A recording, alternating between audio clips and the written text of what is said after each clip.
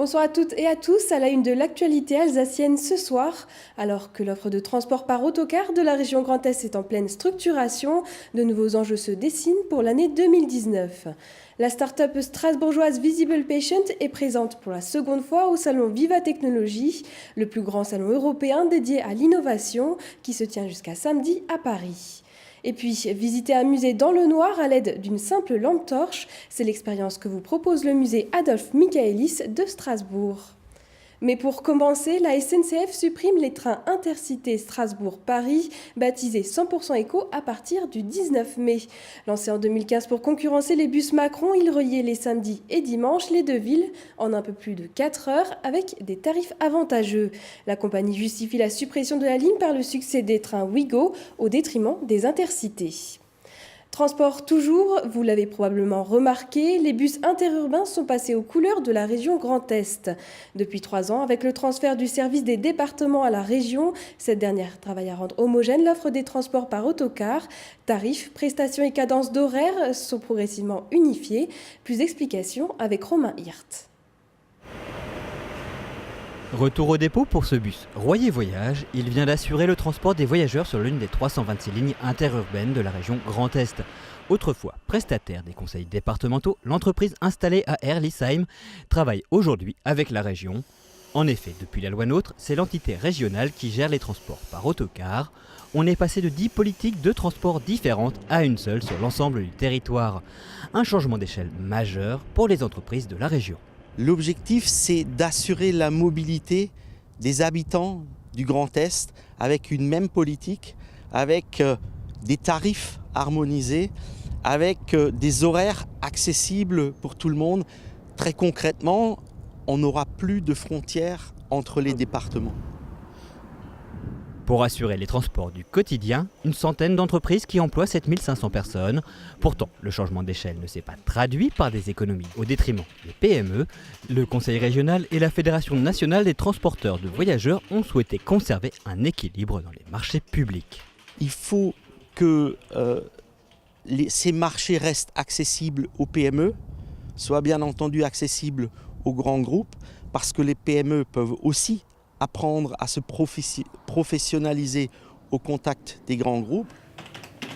Autre défi pour les compagnies de transport, celui de la transition énergétique. Le transport par route doit assurer sa mutation vers l'électrique.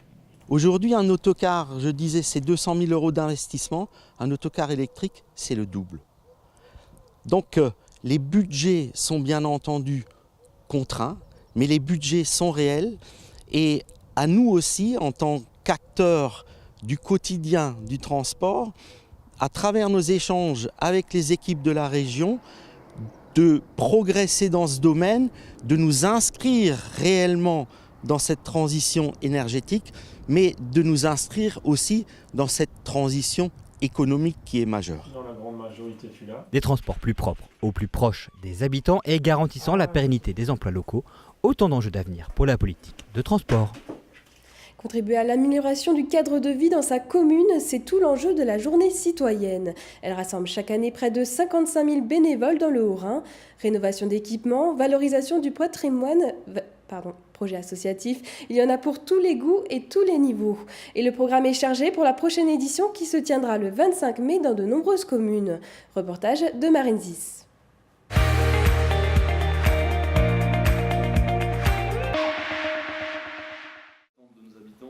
Alors que plusieurs élus sont réunis dans la mairie de Richwiller pour lancer la 10e édition de la journée citoyenne dans cette commune, dehors, à quelques mètres d'eux, une cigogne joue à cache-cache dans son perchoir situé dans le jardin du presbytère.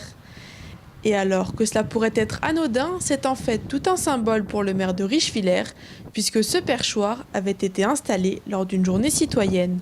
Richwiller est une commune anciennement industrielle et qui n'a pas forcément le charme des maisons en colombage, d'une rivière, d'une montagne, de vignes, de choses comme ça, mais on tient à notre historique alsacienne et donc nous avons eu un clin d'œil à ce passé alsacien, à cette Alsace plus exactement, en mettant en place un nid de cigogne en 2015. Et on a eu l'une ou l'autre fois une cigogne qui est venue mais qui n'est jamais restée. Et le hasard veut qu'il y a 3 semaines, un couple de cigognes s'est installé comme un fait exprès par rapport à cette 10e édition. Et effectivement, apparemment, il y en a une qui niche, donc j'imagine que nous aurons encore des petits cigognes dans les semaines à venir. Donc c'est vraiment un sacré clin d'œil pour nous.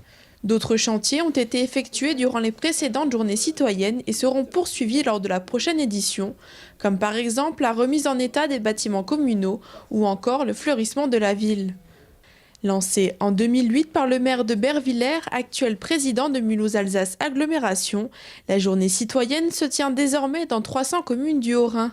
Et le concept a même été repris en Angleterre. 80% des communes du département du Haut-Rhin font la journée citoyenne, plus de 2000 villes en France, et c'est parti de chez nous, donc on est fiers parce qu'on sait que ce sentiment de participation et de valorisation est partagé par l'ensemble des citoyens.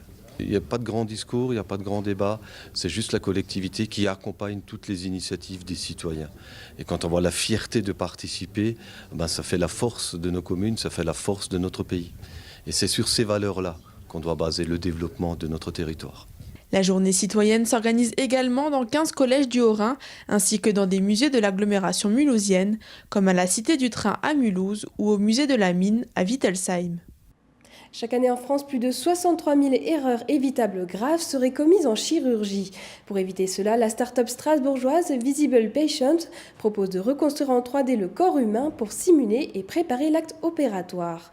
Présente au salon de l'innovation Viva Technologies, elle vient d'annoncer une levée de fonds de 11,3 millions d'euros.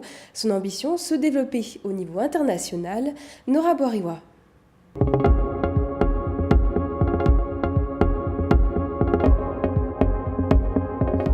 La start-up strasbourgeoise Visible Patient, qui modélise en 3D les organes à opérer, est présente pendant 3 jours au salon Viva Technologies à Paris.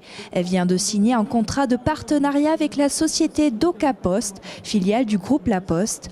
Objectif, héberger les données des patients en toute sécurité et mettre en place un dispositif simple d'usage pour faciliter la demande de prise en charge par les assurances et mutuelles de santé. Et ça nous permet aussi d'être partenaire avec d'autres sociétés, notamment alsaciennes, comme la société Immédiat, qui utilise aussi DocaPost comme hébergement.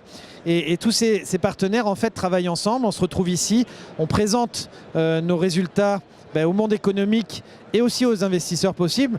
Mais il y a aussi des assureurs ici et c'est important pour nous les assureurs puisque c'est eux qui prennent en charge la modélisation 3D de Visible Patient. La présence de Visible Patient sur le salon Viva Technologies a aussi permis d'annoncer officiellement une seconde levée de fonds de 11,3 millions d'euros qui va permettre de développer la société alsacienne à l'international et les recherches plus rapidement.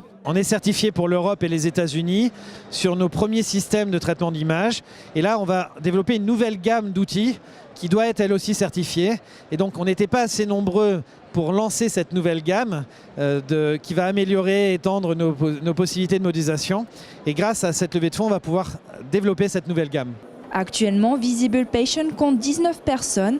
Avec cette nouvelle levée de fonds, la start-up strasbourgeoise compte recruter encore une vingtaine de personnes d'ici la fin de l'année. RGDS, partenaire des Alsaciens qui s'engagent. Imaginez découvrir le moulage d'une statue antique à la lueur d'une lampe torche. Le musée Adolphe Michaelis de Strasbourg propose des visites dans le noir à ses visiteurs sur la thématique des monstres de l'Antiquité. L'occasion de redécouvrir sa collection de 900 moulages sortis de l'ombre en 2015 lors de la création du musée. Immersion avec Cécile Motz.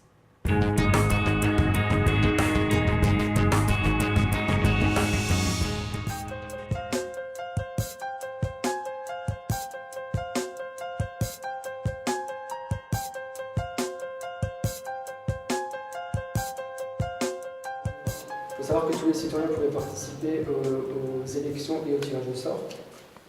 Dans le sous-sol du palais universitaire se cache un musée.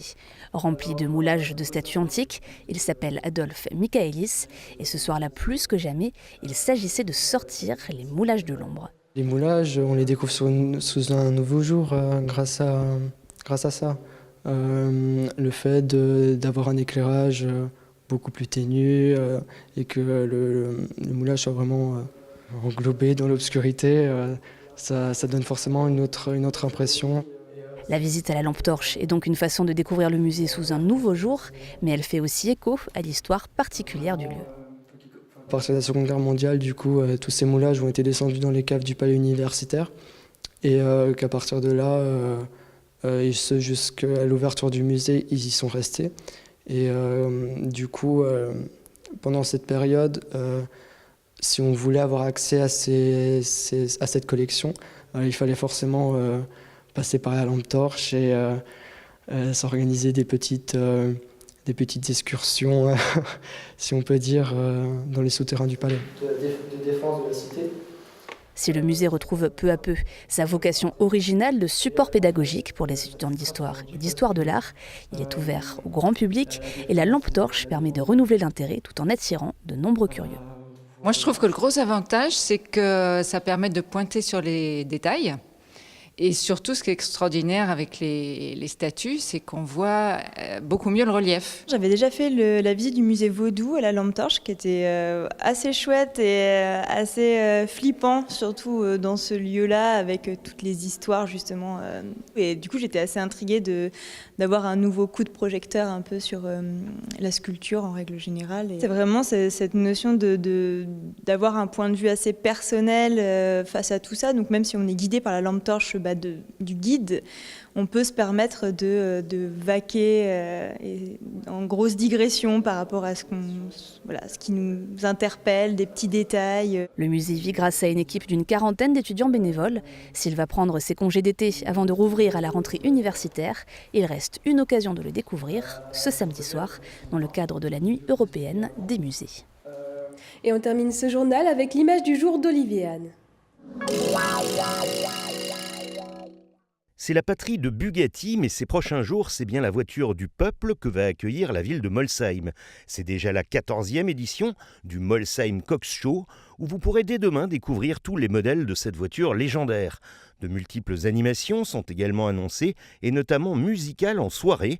Vous pourrez également vous faire photographier devant un combi d'époque, l'époque hippie bien entendu. Et il y a même une coccinelle à gagner.